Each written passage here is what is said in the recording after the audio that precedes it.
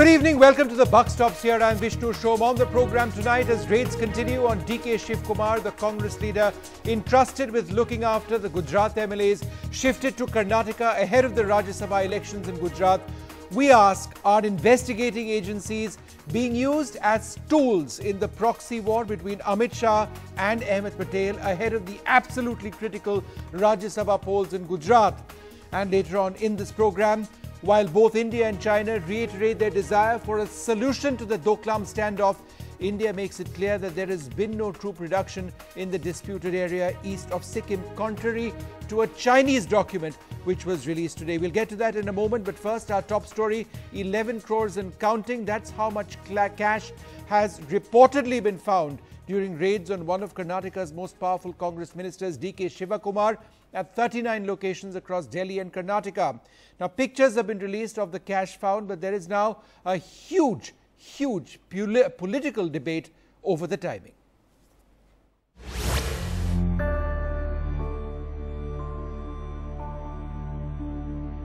At least 11 crores, the Income Tax Department says it recovered in raids at 39 locations connected to Congress MLA and Karnataka's Energy Minister, DK Shivakumar. Widely regarded as one of the Congress's main troubleshooters in Karnataka, was taken away by income tax officials this morning from the same resort, where for the last few days he has been keeping an eye on 43 Congress MLAs from Gujarat.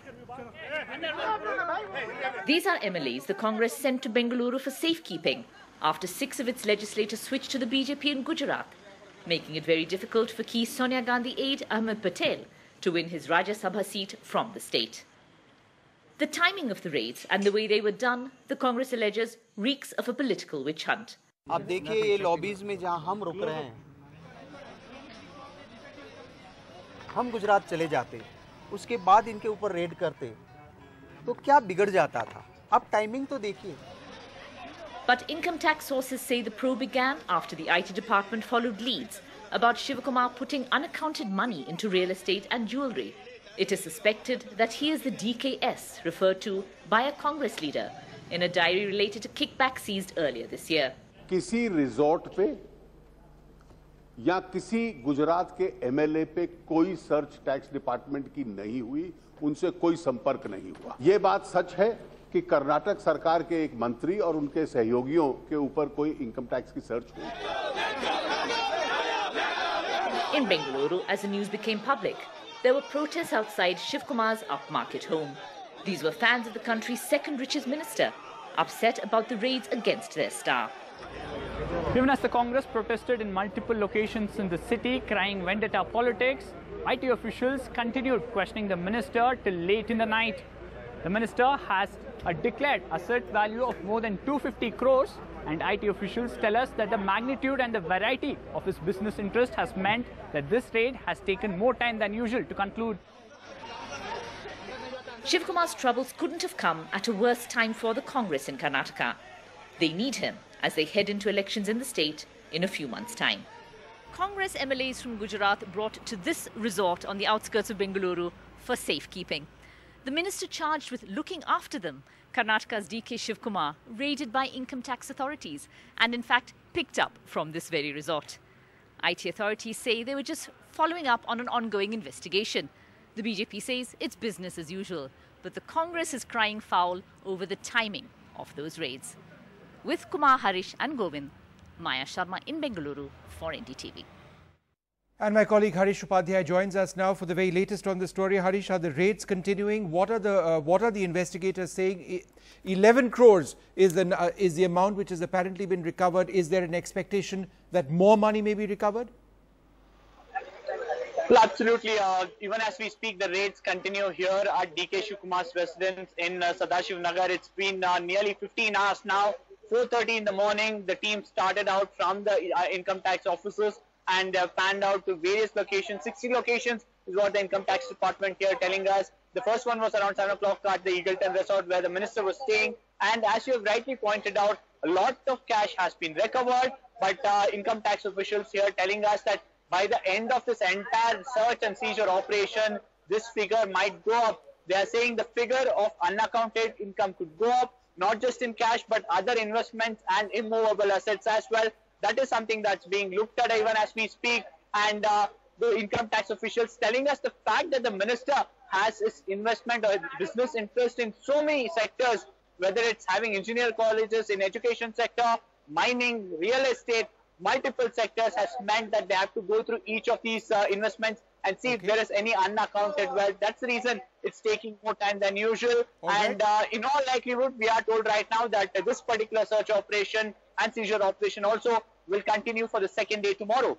All right. Thanks, Harish, very much for joining us with that debate. Well, the question we're asking is it just a coincidence, the timing of these raids with these Congress MLAs being in Karnataka, being kept over there in safekeeping, so to speak? The same Congress MLAs will have a key role with the Rajya Sabha elections in Gujarat just a little while later on, a few days later. Joining us now to debate this, Dinesh Gundu Rao is the spokesperson of the Congress, Rakesh Sinha, the RSS ideologue, with us, Aman Lekhi, Senior Advocate, Supreme Court, and Sanjay Hegde, Senior Advocate with the Supreme Court.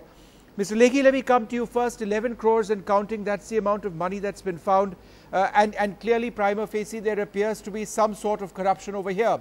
But the question a lot of people would ask is, what about the timing? Could this not have been done later? Could it not have been done earlier? Is there a message being sent out?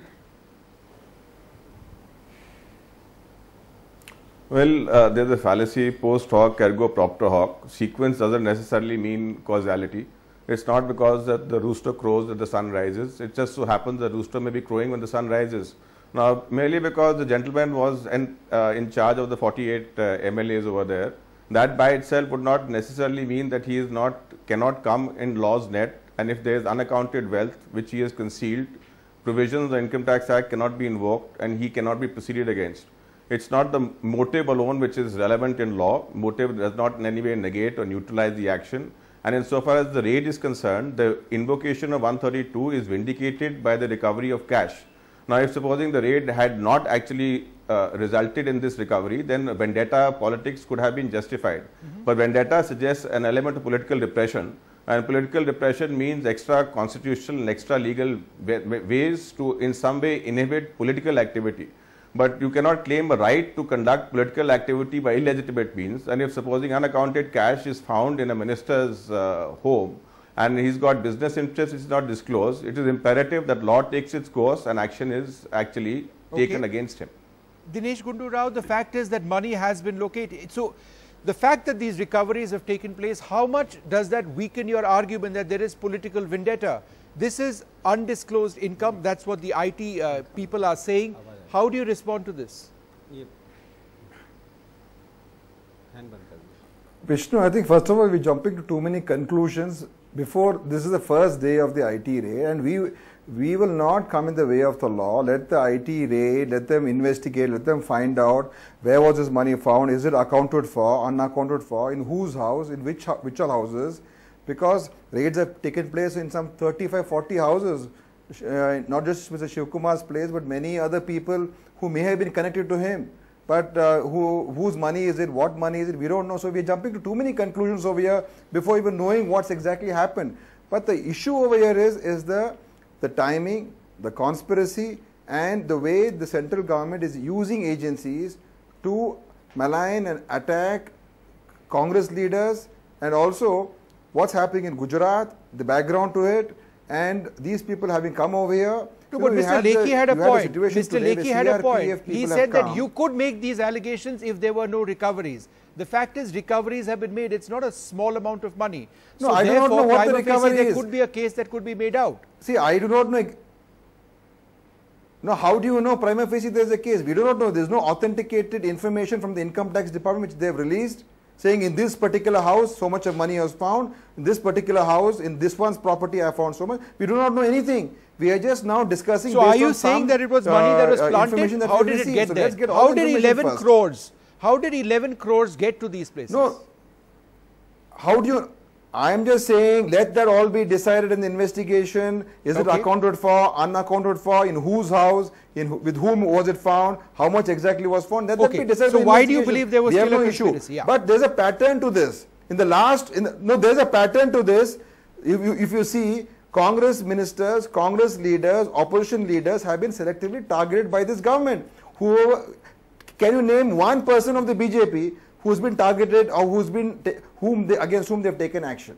Who have they taken action against? No, you have a there point. have been so many issues, Vasundhara Raje Scindia, Raman Singh, Shivraj Singh Chauhan, but they target Mamata Banerjee, they target AAP, they target DMK, they target Congress, anybody who is against the BJP targeting all of comes these into the people, scandal, assuming and that they are this is targeting vindictive doesn't politics. necessarily imply that the people being targeted are innocent. That's a separate issue. But I do want to take that point you're mentioning to Rakesh Sinha. They have booked cases on Sachin Pilot. They have booked cases against Mr. Ashok Gehlot. They have booked cases against Veerbhadra Singh. They have booked cases against Mr. Chidambaram. Okay, Rakesh Sinha, come to this. You know, but at the same time, he makes Mr. Rao does make a point politics that at play here. there is a disproportionate number of the point that he's trying to make is that it's disproportionate. It's not fair the way it's all taking place. What about BJP leaders? Is enough being done by this government? For example, the Panama Papers, allegedly Raman Singh's son on the radar. Has enough been done? Question mark there. The UP government has denied permission to prosecute the UP Chief Minister Yogi Adityanath in the alleged 2007 hate speech that he may have made. The PDS scam, the Chhattisgarh Chief Minister Raman Singh is accused in this massive scam. Has enough action taken place? Vyapam scam, the Sharda scam with Himanta Biswa Sarma, the Lalit Modi Raje scandal. So these are instances when it can be argued that action has not been taken against the BJP. Instead, there is this massive list I could also read out on when action has been taken against the opposition. How do you respond to that? There's a bias. You are asking me? Yes, Mr. Sinha. Look, we are discussing here a particular rate, and the Congress is trying to save his skin under the conspiracy theory of vendetta politics. You know, in Pakistan, Nawaz Sharif was removed due to corruption, and even the failed civil society of Pakistan had not reacted as the Congress is reacting. In fact, Congress has developed a special lawless way of life. They consider that without corruption and without power, they are unsure of their existence. That's why they are fighting. You know, the ends justifies the means. As far as coincidence is concerned, I am telling you, Income Tax Department, CBI's raids are based on a auspicious moment. That is in Hindi we call Shubh Muhurt. In marriage, we search a particular date. Here the Income Tax Department or other agencies look for a particular date when you are unsure of raids. If you are sure that someone is going to raid, then you will destroy your paper, destroy your confidential things. So I don't buy the Congress people or their supporters that it was vendetta politics. Okay. You know, Lalu Yadav's families, there were raids, and the Income Tax Department and other agency found things. Here there is a raid 11 crore rupees. The Karnataka, you just see the bill below poverty line. No, but you still not answered the question. Raman Singh, you are comparing with Vyapam. You know, there is an investigation on Vyapam. There is an investigation on Vyapam under the court. But there is an investigation in all of these cases. But anyone has so much more it seems can to go have to been the court. done in the case of the opposition or against these opposition leaders than the BJP. That's an allegation. I want to put that across to Mr. Hegde. Mr. Hegde, I read out all of these cases. I won't bore our viewers by reading out more. The point being that BJP leaders and their allies haven't been quote-unquote targeted in action by these investigators, as have opposition leaders. Now, this isn't to say the opposition leaders are innocent and things like that. They are incorruptible. I'm not making that suggestion. I'm only making the point over here that this is all being done selectively. Would you agree? Well, to answer, let me cite James Bond. The first time it can be happenstance. The second time it can be coincidence. The third time it is definitely enemy action. You just take the number of people across a various spectrum of activities who have been targeted by the tax and other enforcement authorities. You take your own channel to begin with, that's one. You take Teesta Setalwad, that's two. Then you take any number of Congress leaders at crucial times. You take the Veerbhadra Singh in Himachal, who was raided by the income tax authorities when his daughter was getting married.